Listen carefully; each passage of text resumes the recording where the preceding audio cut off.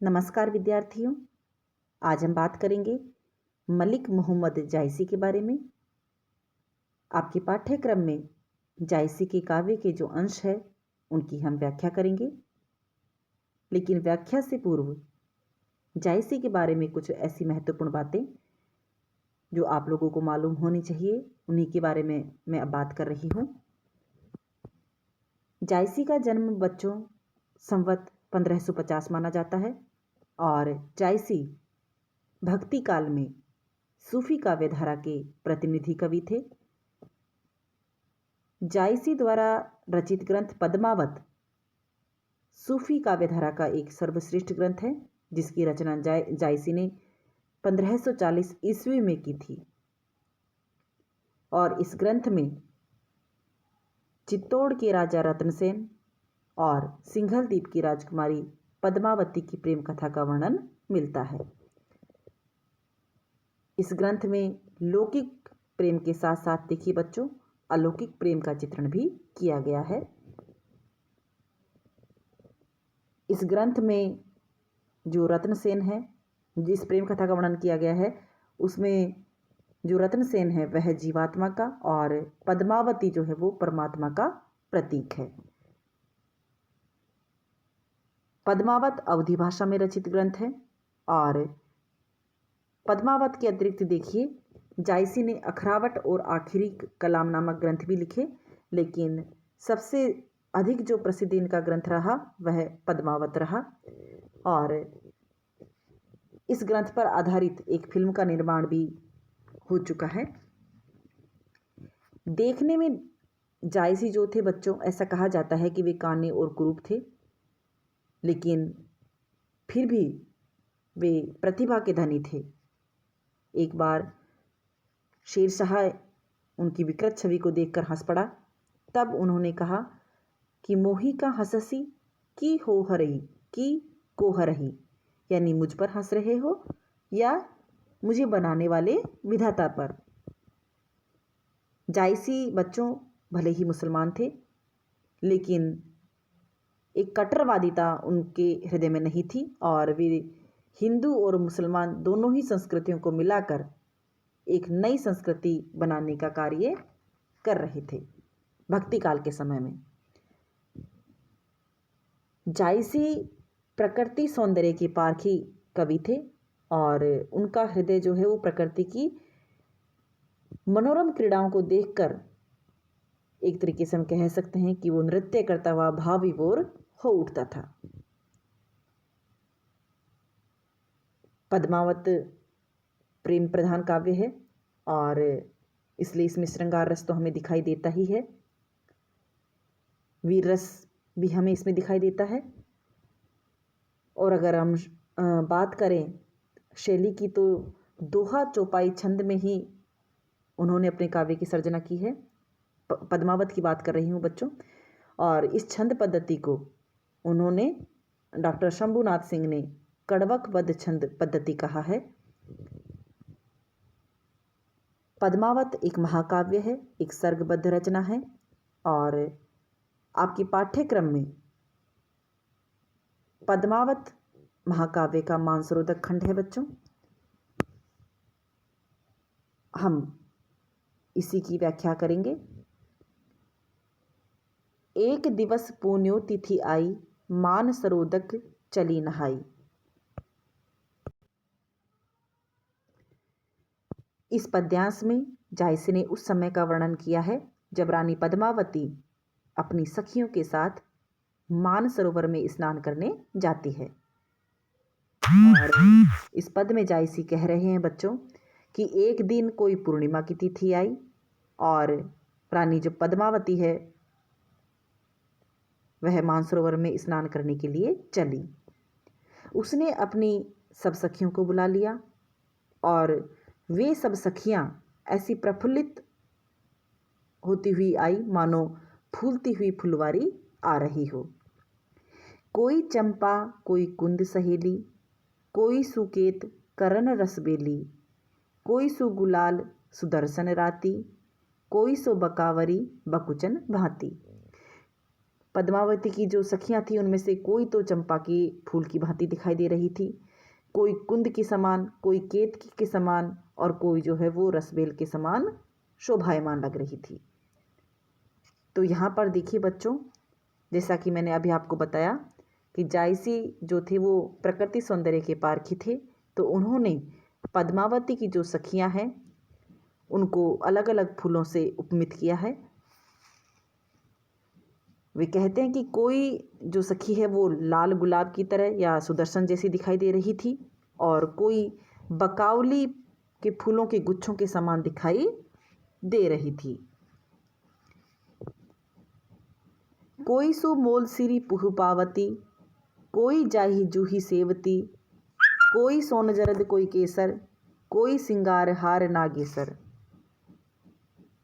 कोई मोलश्री के भांति पुष्पों से लदी हुई थी और कोई जो है वो जाही और युथिका के फूलों के समान थी। उनको बच्चों जायसी को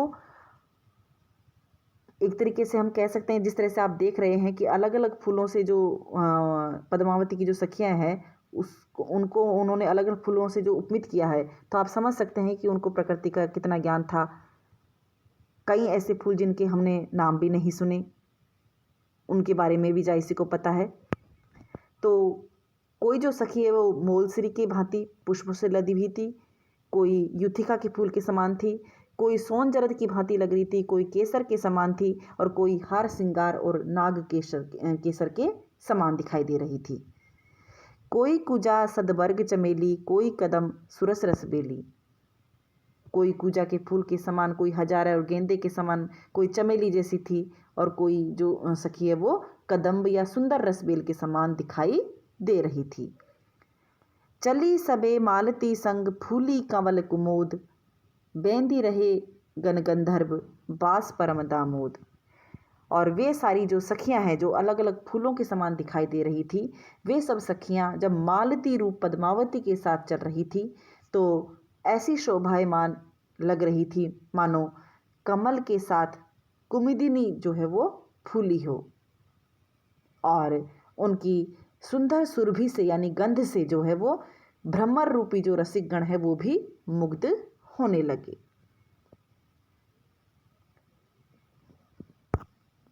खेलत मान सरोवर गई, जाई पाल पर ठाडी भई, देखी सरोवर हंसे कुलेली, पद्मावती सो कह ही सहेली। यहाँ पर देखिए बच्चों, जायसी ने पद्मावती और सखियों का जो मधुर वार्तालाप होता है उसको यहाँ पर उन्होंने प्रस्तुत किया है।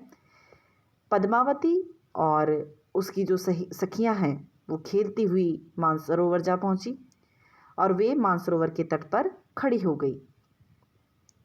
मानसरोवर की सुंदरता को देख वे सखियाँ हंसती खेलती है और पद्मावती से कहती है, क्या कहती है? ए रानी मनु देखु बिचारी, एई नेहर रहना दिनचारी, जो लगी अहे पिता करे राजू, खेली ले हूँ जो खेल हूँ आजू। हे रानी, मन में जरा विचार करो, इस नेहर में यानी इस पीहर में अब केवल हमें 4 दिन ही रहना है, यानी हम यहाँ कुछ दिनों के ही मेहमान हैं, फिर हमें ससुराल जाना है। इसलिए जब तक पिता का राज्य है तब तक जो खेलना है आज मन भर के हम खेल लेते हैं। पुनि सासुर हम गवनब काली, कित हम कितिय सरवर पाली, कित आवन पुनि अपने हाथा, कित मिली के खेलब एक साथा। फिर कहाँ हम और फिर कहाँ ये इस सरोवर का किनारा होगा, पुनः हमें ससुराल तो जाना ही होगा, वहाँ से आना अपने हाथ में भी नहीं होगा, एक साथ फिर हम मिलकर कहाँ यह खेल खेल सकेंगे। इसलिए हे सखियों, आज हम मन भरकर इस सरोवर में खेलते हैं। सासु ननद बोलिन ज्यों लेही, दारुण ससुर न निसरे देही। वहाँ ससुराल में सास और ननद जो है वो हम पर व्यंग बाणों से हमारे प्राण ही ले लेंगी और जो कठोर स्वभाव का जो हमारा ससुर होगा वो तो हमें घर से भी बाहर नहीं निकलने देगा। प्यू पियार सिर ऊपर, पुनिसो करे दुह काहा, दहु सुख राखे की दुख, दहु कत जन्म निबाहा। और सास ननद और ससुर से भी ऊपर देखिए हमारे जो प्रिय पति होंगे वो पता नहीं हमारे साथ कैसा व्यवहार करेंगे, वह हमें सुख से रखेंगे या दुख से, यह भी हमें पता नहीं है। और न जाने जन्म भर हम उनके साथ में कैसे निर्वाह करेंगे, कैसे निभा करेंगे। बच्चों, यहाँ पर देखिए रहस्यवादी भावना हमें दिखाई देती है। रहस्यवादी जो साधक होता है वो इस संसार को नेहर मानता है और परलोक को अपने पति का लोक मानता है। तो एक लौकिक अर्थ के साथ साथ यहाँ पर जो है इसका एक अध्यात्मपरक अर्थ भी हमें दिखाई देता है। मिल ही रहस्य सब चढ़ही हिंडोरी, झूली ले ही सुख बारी भोरी, झूली ले हो नेहर जब ताई, फिर नहीं झूलन देई साई। जायसी ने संसार रूपी जो नेहर है इसको क्षणिक बताया है और जिससे मनुष्य को अंत में त्याग कर जाना होता है।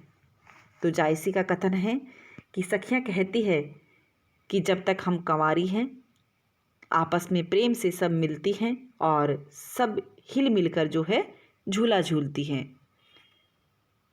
इन सब बातों का आनंद केवल पिता के घर में ही मिल सकता है।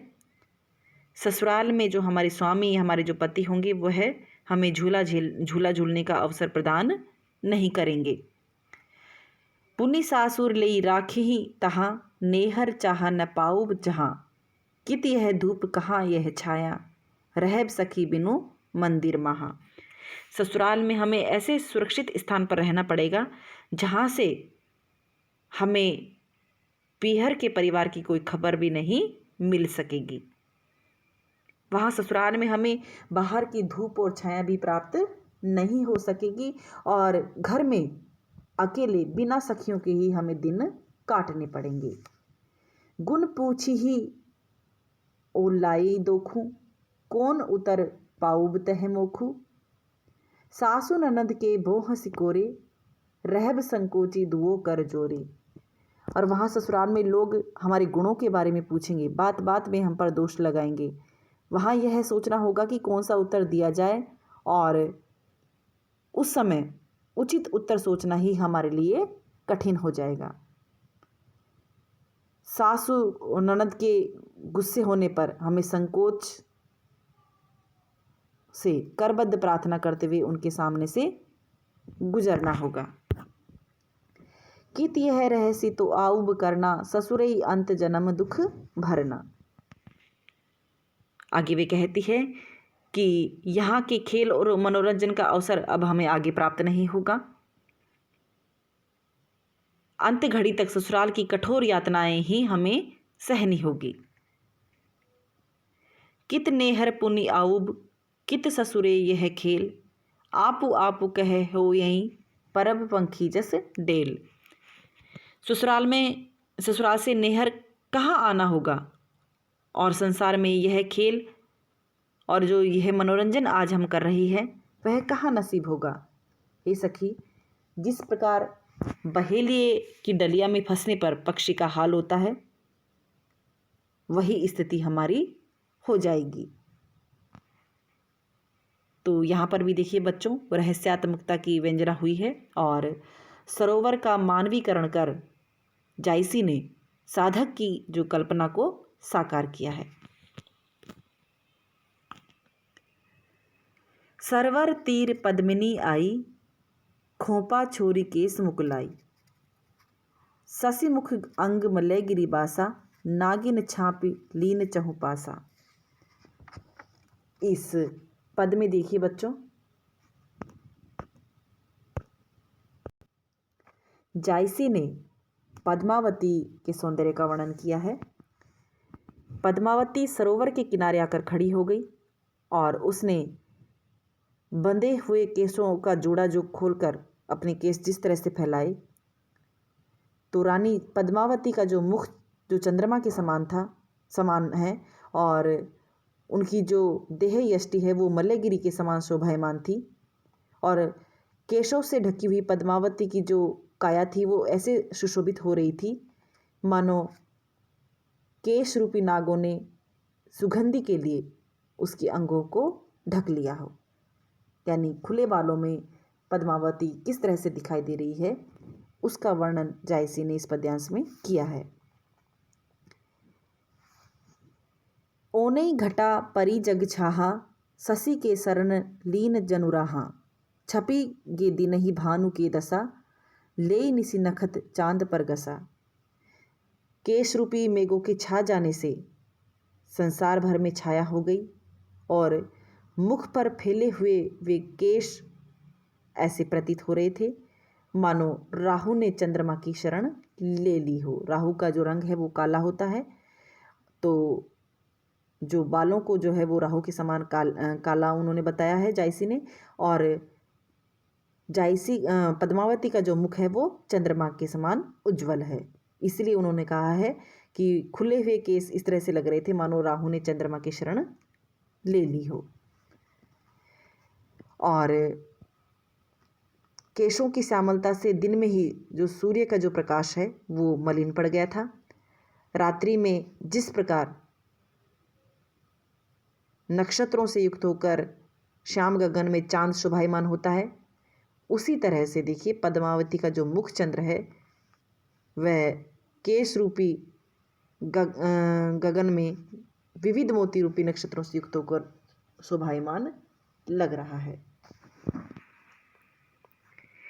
भूली चकोर दिठी मुखलावा, मेघ छटा मह चंद दिखावा, दसन दामिनी को किल भाकी, बोहे धनुक गगन ले राखी। और चकोर भी पद्मावती के मुख को केश रूपी मेघों की घटा में चंद्र समझकर टकटकी लगाकर उसे देखने लगता है। पद्मावती के जो दांत है वो भी बिजली के समान चमक रहे थे। उसकी बोली कोकिल के समान थी और उसकी जो भौहें ऐसी मालूम पड़ती थी मानो गगन का इंद्रधनुष उठाकर वहां पर रख दिया हो। नैन खंजन दुई केली करे ही, कुछ नारंग मधुकर रस ले ही। उसके नेत्र क्रीड़ा करते हुए खंजन पक्षी के समान प्रतीत हो रहे थे और उसके जो कुछ या वक्ष थे वे ऐसे लगते थे मानो नारंगी पर बैठे हुए भ्रमर रस ले रहे हों। सरवर रूप विमोहा, ये हिलो रही लेही, पाम छुए मकुपावों, यही मिस लहरें देही। मानसरोवर पद्मावती के इस दिव्य रूप को देखकर जो है वो विमुग्ध हो गया और खुशी के मारे वो हिलोरे लेने लगा। वह सोचने लगा कि कदाचित मैं पद्मावती के चरणों का स्पर्श कर सकूं और इसी इच्छा से देखिए जो मानसरोवर है वो अपनी लहरें उसकी ओर बढ़ाने में लगा हुआ है, पद्मावती की ओर बढ़ाने में लगा हुआ है। तो बच्चों, जैसा कि मैंने आपको पहले बताया था कि इस लौकिक प्रेम कथा के साथ साथ यहाँ पर एक आध्यात्मिक कथा भी हमें दिखाई देती है, एक अलौकिक प्रेम का चित्रण भी दिखाई देता है इस ग्रंथ में। तो यहाँ पर भी देखिए रहस्य भावना की अभिव्यक्ति हुई है और सरोवर की कल्पना साधक के रूप में की गई है और पद्मावती जो है वो यहाँ पर साध्य है या फिर परमात्मा है। आज के लिए इतना ही बच्चों, धन्यवाद।